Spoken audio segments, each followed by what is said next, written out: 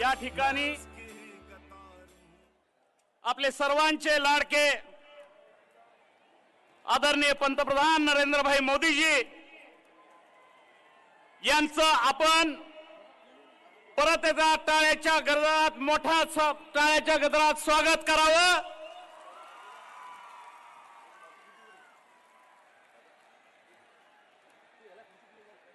मी भारत माता घोषणा दिल्यानंतर असा आवाज निघावा की हा आवाज जगाच्या कानाकोपऱ्यात अकलूजमधून पोचावा आणि विरोधकांना त्यांची लायकी दाखवायची आपल्याला। या ठिकाणी भारत माता की आवाज मोठा, भारत माता की, नरेंद्रभाई मोदी जिंदाबाद, नरेंद्रभाई मोदी। धन्यवाद। या ठिकाणी आदरणीय मोदी साहेबांचं आपल्या सर्वांच्या वतीनं पुष्पहार घालून या ठिकाणी प्रथमतः स्वागत करण्यात येईल।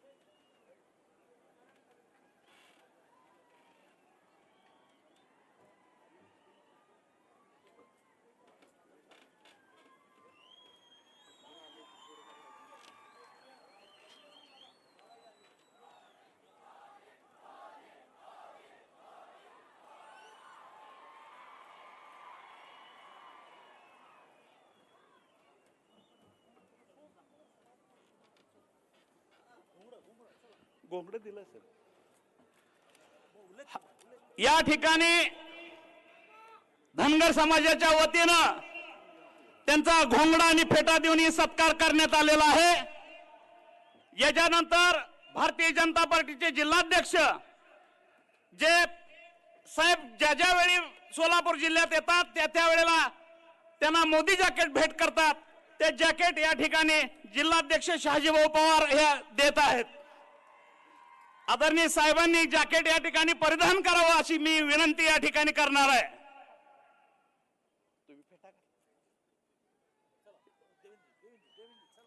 यानंतर या ठिकाणी आपल्याला संबोधित करण्यासाठी आपल्या सर्वांचे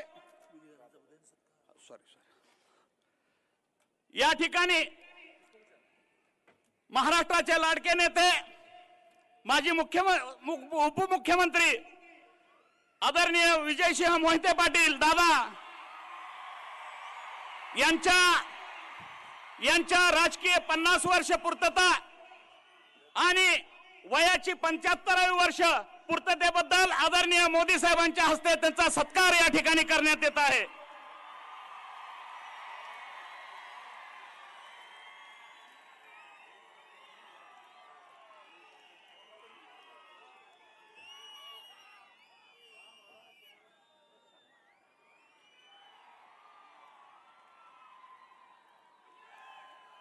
यानंतर महाराष्ट्राचे लाडके मुख्यमंत्री आदरणीय देवेंद्रजी फडणवीस साहेब आपल्याला संबोधित करतील।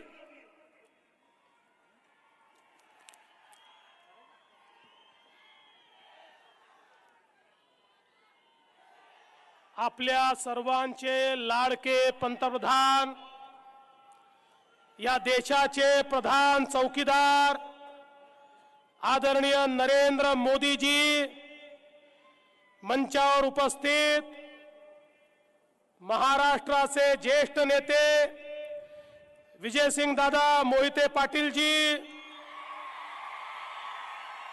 रामदास आठवले जी, चंद्रकांत दादा पाटील, सुभाष बापू देशमुख, महादेवराव जानकर, रामभाऊ शिंदे, विजयकुमार देशमुख, सदाभाऊ खोत, रणजित सिंग दादा मोहिते पाटील, सुधाकरराव पंत परिचारक, नीलमताई गोरे, शाजी बापू पाटील, नारायणजी पवार, उत्तमराव जानकर, राहुल दादा कुल, अमरजी साबळे, कल्याणराव काळे, दिलीपजी येळगावकर, धनाजी साठे आणि विशेषत्वाने आपल्या म्हाडा मतदारसंघाचे उमेदवार रणजित सिंह हिंदूराव नाईक निंबाळकर आणि त्याचप्रमाणे बारामतीच्या आपल्या उमेदवार झाशीची राणी कांचनताई कुल. बंधू भगिनींनो, आज आपल्या सर्वांच्या वतीनं या ठिकाणी मी आदरणीय मोदी साहेबांचं मनपूर्वक स्वागत करतो. साहेब, ही जनता ही अशी जनता आहे, हे इतके वीर लोक आहेत की या ठिकाणी माननीय पवार साहेबांनी पहिल्यांदा ठरवलं मी निवडणूक लढतो, पण या जनतेने पवार साहेबांना सांगितलं सॉरी पवार साहेब, यावेळेस मोदीजींच्याच सोबत आम्ही आहोत, त्यामुळे आम्ही तुम्हाला या ठिकाणी निवडून देऊ शकत नाही. त्यामुळे ओपनिंग बॅटिंग करायला आलेले आमचे पवार साहेब 12वा गडी बनवून पॅव्हेलियन मध्ये परत गेले आणि या ठिकाणी विजयसिंग दादा असतील, रणजित दादा असतील, उत्तमराव असतील, सगळे मंडळी एकत्रितपणे मोदी साहेब आपल्या नेतृत्वात आपल्या उमेदवाराला आशीर्वाद देण्याकरता आली. त्यामुळे मला आता विश्वास आहे, म्हाडा असो की बारामती असो, कमळ हे फुलणारच, आता त्याला कोणी थांबवू शकत नाही. मी या निमित्ताने एवढंच सांगतो, माननीय मोदी साहेबांच्या नेतृत्वात गेल्या 5 वर्षात या महाराष्ट्रामध्ये इतक्या मोठ्या प्रमाणात परिवर्तन झालं. ज्या योजना अनेक वर्षापासून प्रलंबित होत्या, तुम्ही विचार करा, इतके वर्ष या ठिकाणी पवार साहेबांकडे हा पश्चिम महाराष्ट्र राहिला, त्यांच्याचकडे इरिगेशनचं खातं राहिलं, पण टेंबू टाकारी म्हैसाळ ज्याचं पाणी सांगोल्याला येणार त्याला मात्र पैसे मिळाले नाही. आज मोदी साहेबांनी पैसे दिले, 50,000 एकर जमीन ही त्या ठिकाणी सिंचनाखाली या संपूर्ण सांगोला तालुक्यामध्ये येते. यासोबत जीए कटापूर सारखा सातारा जिल्ह्यातला प्रकल्प असेल की ज्या प्रकल्पामुळे खऱ्या अर्थानं सातारा जिल्ह्यातला माळ खटाव सारखा जो मागास भाग आहे, या भागाला मोठ्या प्रमाणात दुष्काळी भागाला पाणी मिळणार आहे. आज त्या जीए कटापूरला देखील पूर्ण पैसे मिळाले, ते मोदी साहेबांच्यामुळे मिळाले. आज आपण या ठिकाणी नीरा उजवा कालवा असेल, या ठिकाणी आमच्या दादांनी इतके वर्ष जी कृष्णा भीमा स्थिरीकरण योजना या ठिकाणी लावून धरली. आज मी तुम्हाला शब्द द्यायला आलो आहे. मी आदरणीय मोदी साहेबांना विनंती केली आहे आणि मला विश्वास आहे, या महाराष्ट्राला मोदी साहेबांनी सिंचनाकरता 35,000 कोटी रुपये दिले आहेत आणि कृष्णा भीमा स्थिरीकरण योजनेकरता जेवढा पैसा लागेल तो मोदी साहेबांकडून आणण्याचं काम हे या ठिकाणी आम्ही करू. एवढंच नाही तर या ठिकाणी आमच्या बारामती पासून म्हाड्यापर्यंत खऱ्या अर्थानं विशेष रूपानं आपण जर बघितलं तर मुळशीचं जे टाटा धरण आहे, या धरणातलं पाणी हे सिंचनाला उपलब्ध करून दिलं तर खूप मोठ्या भागामध्ये पाण्याचा प्रश्न संपू शकतो. आम्ही त्याची समिती तयार केली आहे. राहुल दादा कुल यांना त्या समितीत ठेवलाय आणि या समितीच्या माध्यमातून असा मार्ग काढू की त्या ठिकाणी इलेक्ट्रिसिटी जनरेशन होईल, पण जे पाणी आज समुद्रात वाया जात आहे ते समुद्रात वाया जाणारं पाणी हे सिंचनाकरता या आपल्या भागामध्ये या ठिकाणी येईल आणि आपली शेती सुजलाम सुफलाम होईल. मी या निमित्ताने मोदी साहेबांना एका गोष्टी करता अजून धन्यवाद देतो. मोदी साहेबांनी ज्या प्रकारे उसाला एफआरपी मिळण्याकरता गेल्या 3 वर्षात निर्णय घेतले, उसा करता साखरेची मिनिमम सेलिंग प्राइस कायदा 50 वर्षाचा होता, पण जाणते राजे देखील ज्यावेळी आपले कृषी मंत्री होते तेव्हाही त्या कायद्याचा वापर होऊ शकला नाही, पण मोदी साहेबांनी वापर केला आणि 31 रुपयाच्या खाली साखर विकता येणार नाही हा निर्णय केल्यामुळे आज आमच्या ऊसाच्या शेतकऱ्याला त्या ठिकाणी FRP मिळण्याकरता मदत झाली। आज वेगवेगळ्या प्रकारची मदत आपण जर बघितली, इतक्या मोठ्या प्रमाणात मदत झाली आहे, रस्त्यांची कामं चालली आहे, गरिबाच्या जीवनात परिवर्तन होत आहे आणि मला विश्वास आहे हे परिवर्तनच आज या ठिकाणी आपल्याला या संख्येमध्ये दिसत आहे।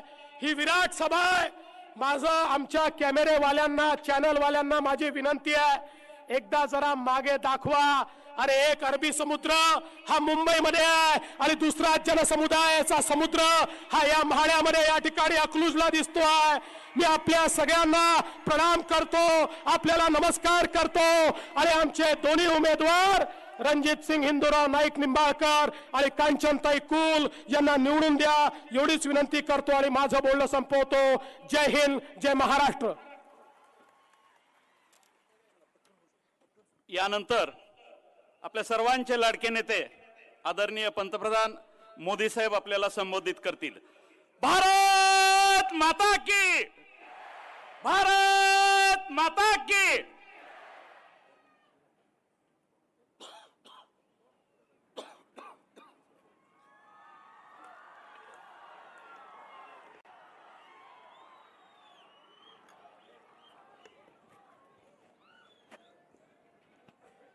भारत माता की, भारत माता की। राम राम मंडळी, अकलूजकरांनो कसे आहात?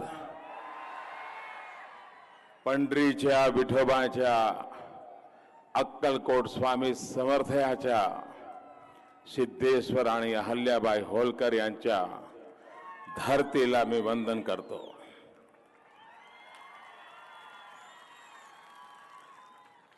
महाराष्ट्र के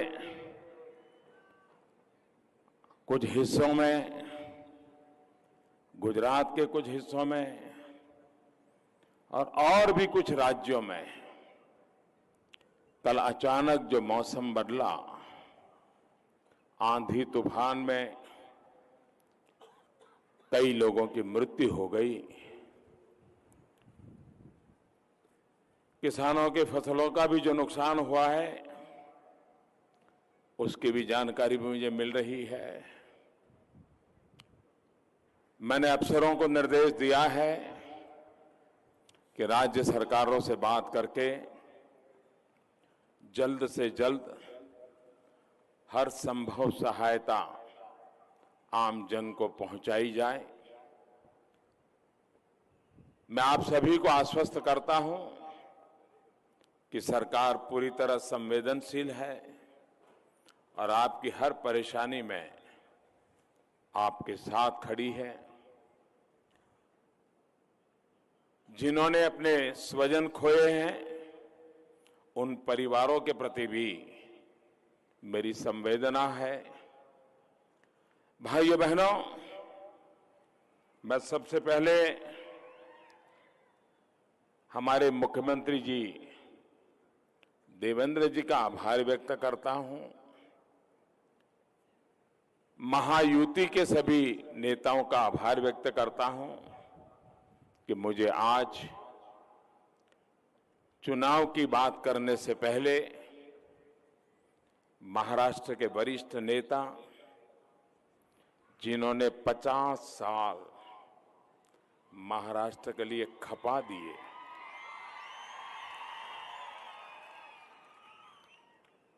उनके 75 साल पर विजय सिंह मोहिते दादा पाटिल जी का मुझे स्वागत सम्मान करने का अवसर मिला।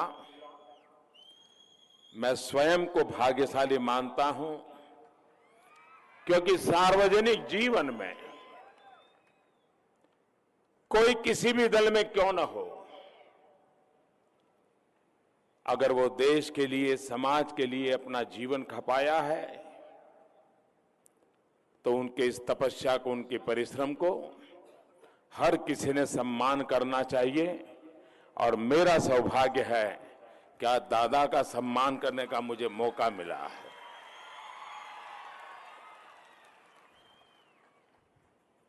उत्तम स्वास्थ्य तो हम सब देख ही रहे हैं,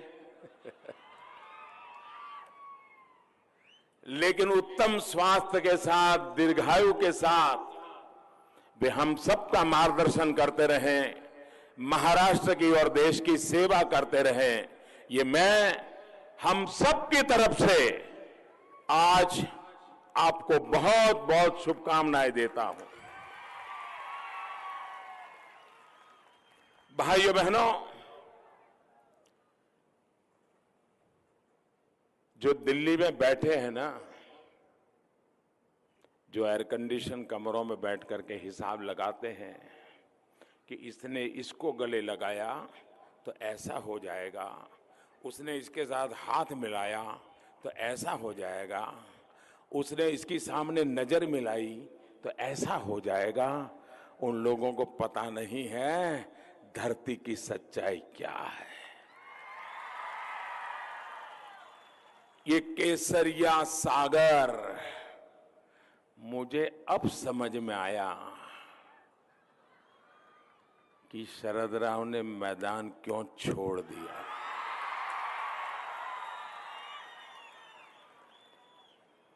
क्योंकि शरद राव भी बड़े खिलाड़ी है, वो समय से पहले हवा का रुख समझ जाते हैं और वो ऐसा कभी कुछ नहीं करते जिसके कारण उनको और उनके परिवार को खरोच आ जाए, और कोई बलि चढ़ जाए तो चढ़ जाए, वो कभी अपने आप का नुकसान नहीं होने देते। और इसलिए मैदान छोड़ करके 9-2-11 हो गए। साथियों, एक मजबूत और संवेदनशील सरकार का मतलब क्या होता है, छत्रपति शिवाजी महाराज की ये धरती बहुत अच्छी तरह जानती है। भारत को आगे बढ़ाने के लिए, भारत को 21वीं सदी में नई ऊंचाई पर पहुंचाने के लिए केंद्र में ऐसी ही मजबूत सरकार चाहिए। चाहिए कि नहीं चाहिए? अरे आप अपने गांव में भी डीला डाला अगर पुलिस वाला आ जाता है तो आप पसंद करते हैं क्या? आपको दम वाला पुलिस वाला लगता है कि नहीं लगता है? लगता है कि नहीं लगता है? अरे आपका बच्चा स्कूल में जाता है और मास्टर जी में दम ही नहीं है तो आप बच्चों को वहां पढ़ाना पसंद करते हैं क्या? अच्छा टीचर चाहिए कि नहीं चाहिए? भाइयों बहनों, इतना बड़ा देश भी चलाना है तो मजबूत देश भी चाहिए, मजबूत नेता भी चाहिए। आपने 2014 में मुझे जो पूर्ण बहुमत दिया, उसने मुझे ऐसी ताकत दी, ऐसा ताकत दी कि एक तरफ जहां देश के लिए बड़े बड़े फैसले ले पाया, वहीं गरीब से गरीब के कल्याण के लिए भी पूरी शक्ति लगाकर काम कर पाया। 5 साल मैंने किस तरह सरकार चलाई, ये आपने देखा है। अब आपको फिर से ये तय करना है कि देश को मजबूत सरकार देंगे या कमजोर सरकार हम सह लेंगे। आप मुझे बताइए, माढ़ा वालों को जरा आप मुझे जवाब देंगे? सबका जवाब चाहिए, विराट जनसागर है, सब जवाब देंगे। बताइए, माढ़ा वालों को मजबूत हिंदुस्तान चाहिए या मजबूर हिंदुस्तान चाहिए? भारत को मजबूत कौन बनाएगा? कौन मजबूत बनाएगा? कौन मजबूत बनाएगा? कांग्रेस, राष्ट्रवादी कांग्रेस की महामिलावट क्या भारत को मजबूत बना सकती है? कभी बना सकती है? जी नहीं। ये मोदी कर पाया। आप और हम मिलकर भारत में एक शक्तिशाली, मजबूत भारत के लिए मजबूत सरकार भी बनाएंगे। आपको सहयोग से ही हम मिलकर के मजबूत हिंदुस्तान बनाने का संकल्प करने के लिए इतनी भयंकर धूप में हम तप रहे हैं। एक ऐसा हिंदुस्तान जिसकी तरफ आंख उठाकर देखने से पहले भी कोई 100 बार सोचेगा। एक ऐसा हिंदुस्तान जो आतंक के सरपरस्तों को पाताल में खोज करके उन्हें सजा देगा। एक ऐसा हिंदुस्तान जिसके साथ दुनिया के शक्तिशाली राष्ट्र भी कंधे से कंधा मिला करके चलने के लिए गर्व अनुभव करेंगे। भाइयों और बहनों, जब भारत के सपूतों ने पाकिस्तान के बालाकोट में जाकर के आतंकियों के ठिकानों को बर्बाद किया तो आपको गर्व हुआ कि नहीं हुआ? गर्व हुआ कि नहीं हुआ? आपको याद होगा 2014 के चुनाव में मैं एक क्षेत्र में आया था और उस समय मैंने जनसभा में कहा था और शरद राव को ललकारते हुए कहा था, और मैंने कहा था, शरद राव, जब सरकार में दम होती है तब नेता नहीं बोलते, फौजियों की उंगली बोलती है, फौजियों की उंगली चलती है। गोलियों की बौछार होती है, दुश्मनों के सीने चीर लेते हैं। और तब शरद राव बौखला गए थे। उनको लग रहा था ये भाषण के लिए ठीक है, करेगा क्या मोदी? करके दिखाया कि नहीं दिखाया? करके दिखाया कि नहीं दिखाया? आप खुश हैं? आपको संतोष है? मेरी दिशा सही है? मुझे ऐसा ही करना चाहिए कि नहीं करना चाहिए? 2014 में आपके आदेश के बाद, आपकी इच्छा के बाद, आपके इस प्रधान सेवक ने देश की नीति और रीति बदल दी है।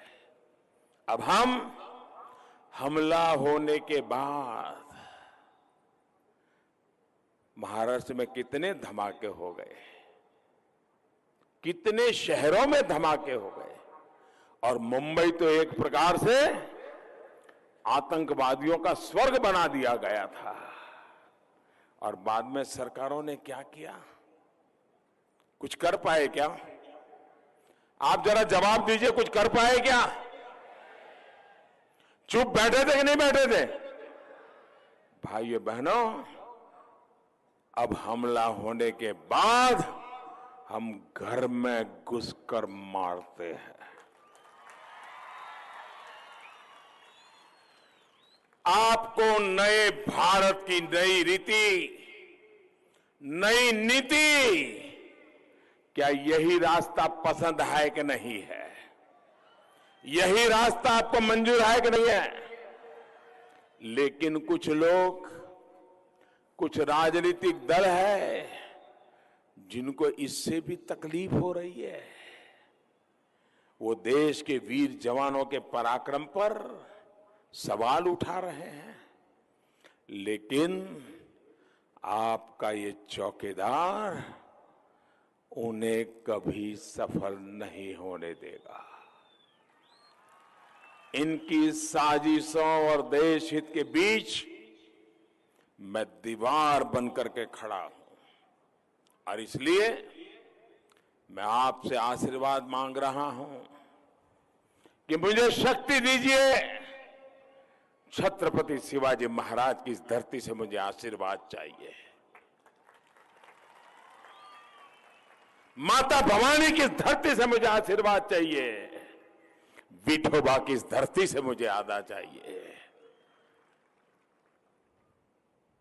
संत रामदास जी की धरती से आशीर्वाद चाहिए। आप मुझे बताइए, आपका आशीर्वाद मेरे साथ है?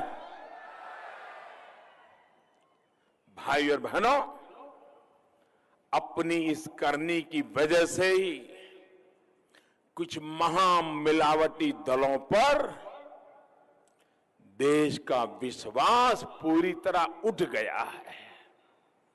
अरसे बाद मैं एक ऐसा चुनाव देख रहा हूं जहां जनता और सरकार, और पहली बार देखा जा रहा है कि देश की जनता सरकार को वापस करने के लिए, वापस लाने के लिए, फिर से बिठाने के लिए, मोदी के हाथ में फिर से देश देने के लिए जनता खुद प्रचार कर रही है।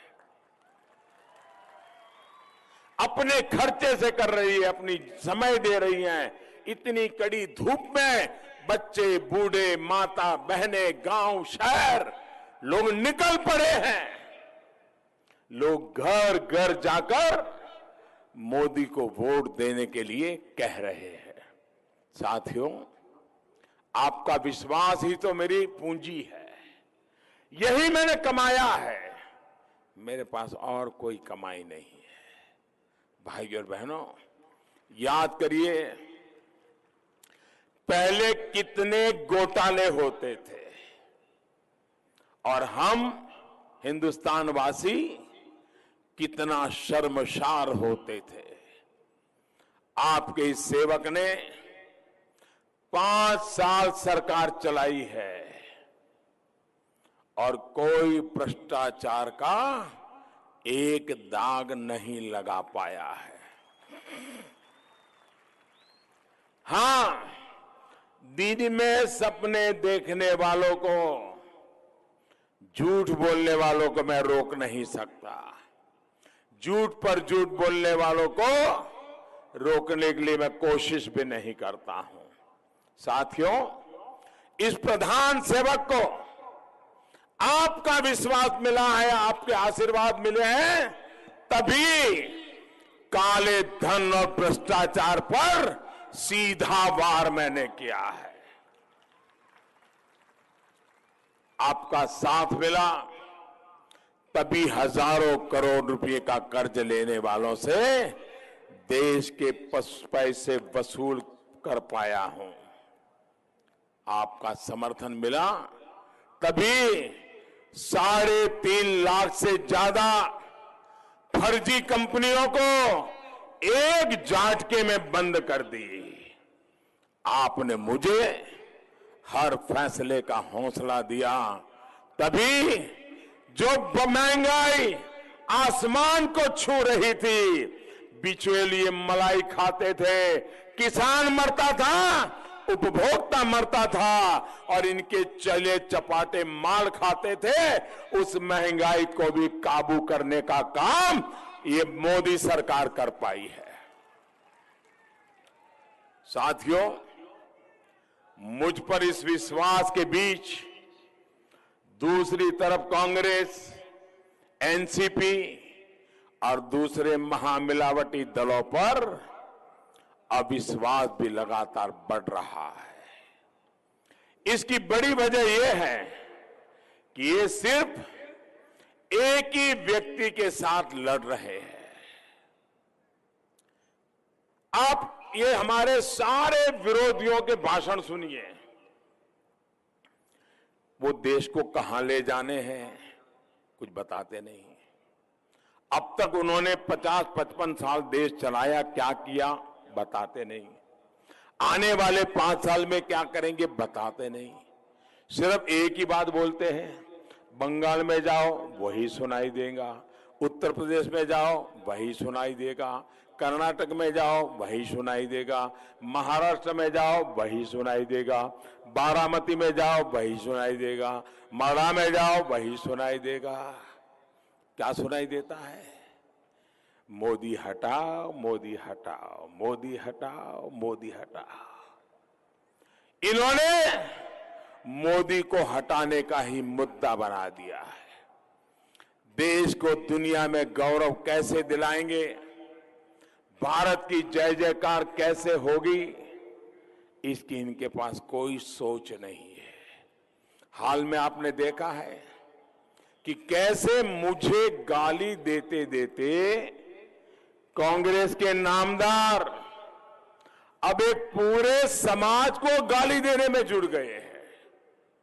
नामदार ने पहले चौकीदारों को चोर कहा, और जब चौकीदार सारे मैदान में आए और हर हिंदुस्तानी चौकीदार कहने लगा तो उनके मुंह पे ताला लग गया और अब मुंह छिपाते फिर रहे हैं। अब जब चौकीदार चोर है, मामला चला नहीं, तो अब हर व्यक्ति ये बात बोल रहे हैं, कह रहे हैं कि जिसका भी नाम मोदी है वो सारे चोर क्यों है। भाइयों बहनों, पिछड़ा होने की वजह से हम पिछड़ों को अनेक बार ऐसी परेशानियां झेलनी पड़ी है। अनेक बार कांग्रेस और उसके साथियों ने मेरी हैसियत बताने वाली, मेरी जाति बताने वाली गालियां देने में कोई कमी नहीं रखी है। लेकिन इस बार वो इससे भी आगे बढ़ गए हैं और पूरे पिछड़े समाज को ही चोर कहने लग गए हैं।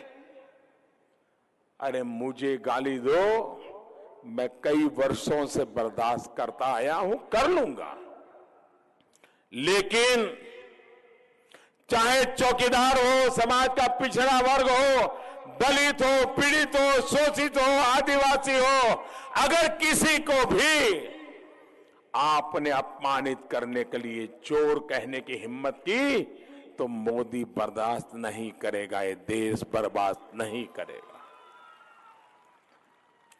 कांग्रेस और उसके साथियों को, भाइयों बहनों, आप मुझे बताइए, ऐसी भाषा बोलने वालों को आप सजा देंगे कि नहीं देंगे? सजा देंगे कि नहीं देंगे? सजा देंगे कि नहीं देंगे? भाइयों और बहनों, जो आज भी ये समझते हैं कि वो अपनी सल्तनत चला रहे हैं, वो किसी पिछड़े, किसी दलित, किसी गरीब की परवाह नहीं करवा सकते। साथियों, मैं कल देख रहा था, एक बार फिर शरद राव ने मेरे परिवार होने और न होने पर भी हमला शुरू कर दिया। साथियों, परिवार व्यवस्था हजारों साल से भारत के समाज की विशेषता है। परिवार व्यवस्था ये भारत की ताकत है, भारत का गौरव है और दुनिया को सबसे बड़ी देन है।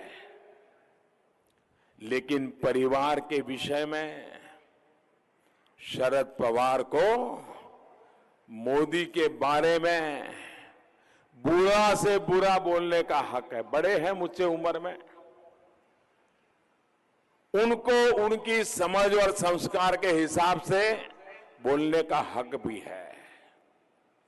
लेकिन मेरे देशवासियों, मोदी आज जो जिंदगी जी रहा है, उसने भी परिवारों से ही प्रेरणा ली है।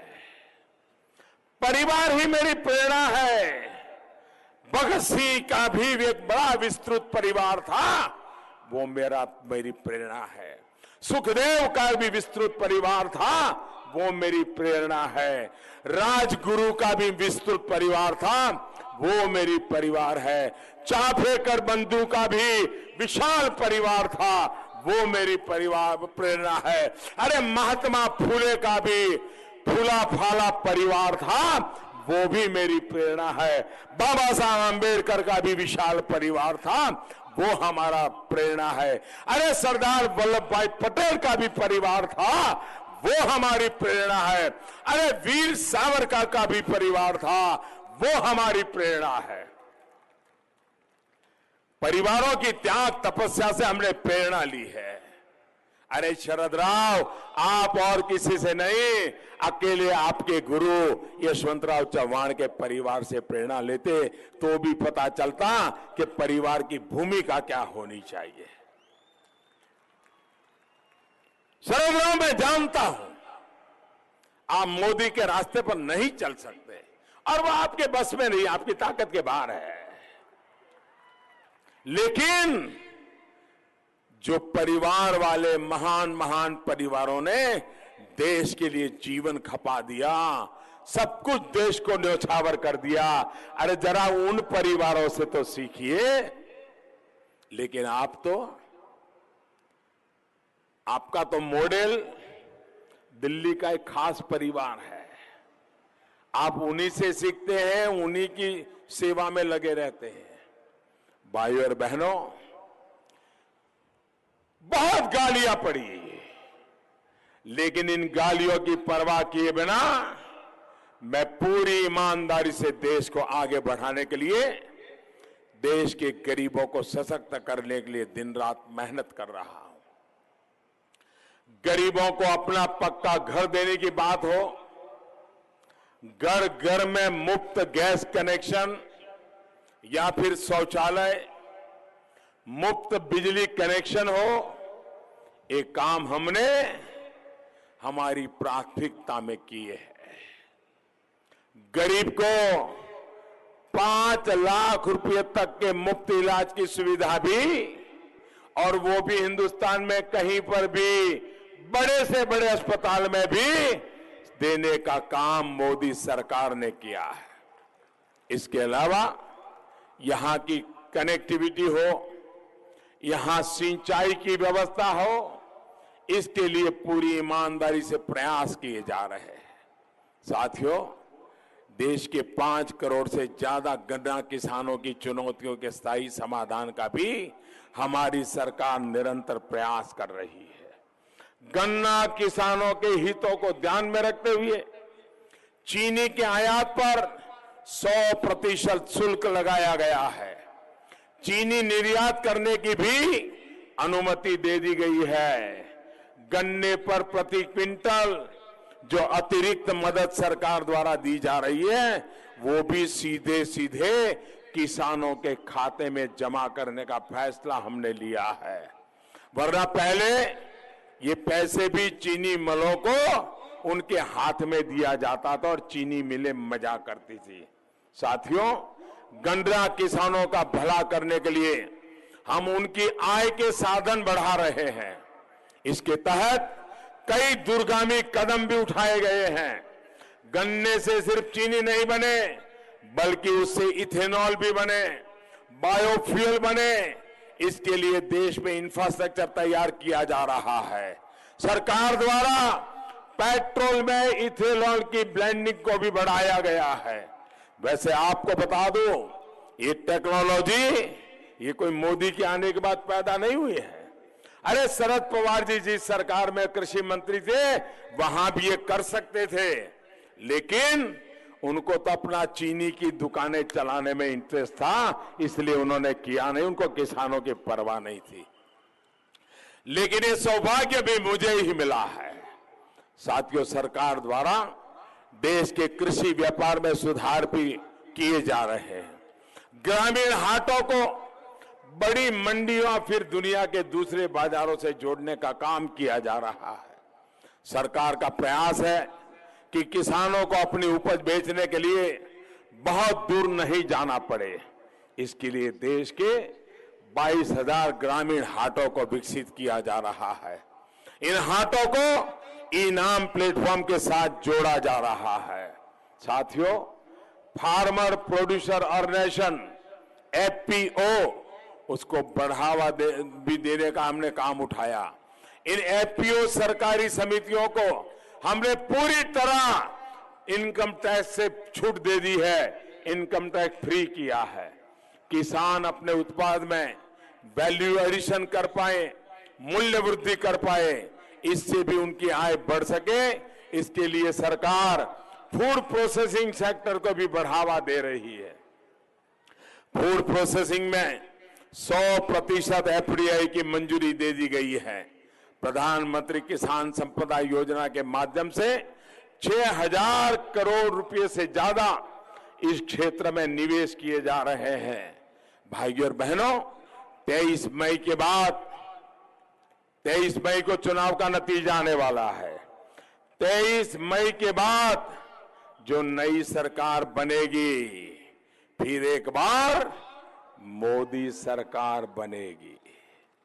उसमें हम पीएम किसान योजना का दायरा भी बढ़ाने जा रहे हैं। पहले जो 5 एकड़ की सीमा थी, उसे भी हटा दिया जाएगा। इन सभी प्रयासों से सभी शेतकरी समाज को बहुत लाभ होना तय है। भाइयों और बहनों, एक बहुत बड़ा संकल्प हमने और लिया है। 23 मई को जब फिर एक बार मोदी सरकार आएगी, तब हम पानी के लिए एक विशेष जल शक्ति मंत्रालय बनाएंगे। एक मंत्री पूरी तरह पानी के लिए ही होगा, एक पूरा विभाग पानी के काम के लिए होगा। देश की अलग अलग नदियों के पानी को, समंदर के पानी को साफ करके जरूरतमंद क्षेत्रों तक कैसे पहुंचाया जाए, इसके लिए काम होगा। मुझे उम्मीद है कि मांडा जैसे देश के सूखाग्रस्त इलाकों के लिए ये मंत्रालय वरदान साबित होगा। साथियों, मैं ये भी बताना चाहता हूं, मैं लंबे अरसे तक गुजरात का मुख्यमंत्री रहा हूं। वहां पर पानी की किल्लत यहां से भी भयानक है। नदियां भी नहीं है। अकेली नर्मदा और तापी नदी पर हम गुजारा करते हैं। कच्छ रेगिस्तान है, इधर रेगिस्तान है, उधर पाकिस्तान है। वहां पानी नहीं था। हमने नर्मदा नदी से पानी उठाया पाइपलाइन से 400 किलोमीटर दूर कच्छ के रेगिस्तान तक पानी पहुंचाया, और वहां का किसान आज मैंगो दुनिया के बाजार में एक्सपोर्ट कर रहा है। अगर मैं इतने छोटे से कार्यकाल में गुजरात में कर पाया, तो यहां तो अपने आप को बड़े बड़े दिग्गज मानने वाले लोग इतने साल मुख्यमंत्री रहे, इसी धरती से आए, लेकिन आपको पानी नहीं पहुंचा पाए। भाइयों, इसके लिए संवेदना होनी चाहिए, दिल में दर्द होना चाहिए। पानी सिर्फ राजनीति का हथियार नहीं होना चाहिए। साथियों, 23 अप्रैल को कमल के फूट पर बटन दबाकर आपको मजबूत और ईमानदार सरकार के लिए वोट करना है। नए भारत के लिए वोट करना है।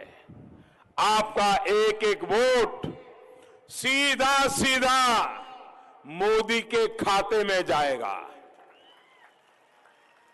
मैं एक नारा दूंगा, आप लोग पूरी तारीख से नारा बोलेंगे।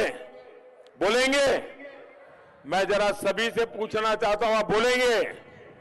आपको बोलना है चौकीदार। बोलेंगे? मैं नारा बोलूंगा, आप बोलेंगे चौकीदार। गावा गावात आहेत, गावा गावात आहेत, प्रत्येक शहरात अबालवृद्ध, माता भगिनी, घरांत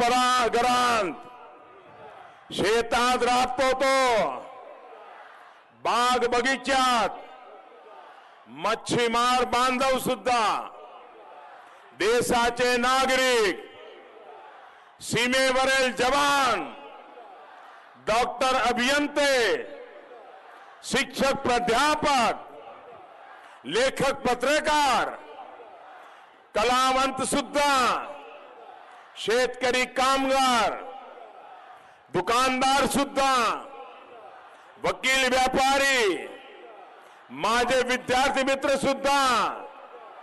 भाइयों बहनों, इतनी बड़ी संख्या में आप हमें आशीर्वाद देने आए, मैं आपका हृदय से बहुत बहुत आभार व्यक्त करता हूं। और अब दिल्ली को समझ आ गया होगा लहर कहां जा रही है, कितनी तेज हवा चल रही है। फिर एक बार कमल बनाने के लिए भारत माता की, भारत माता की, भारत माता की।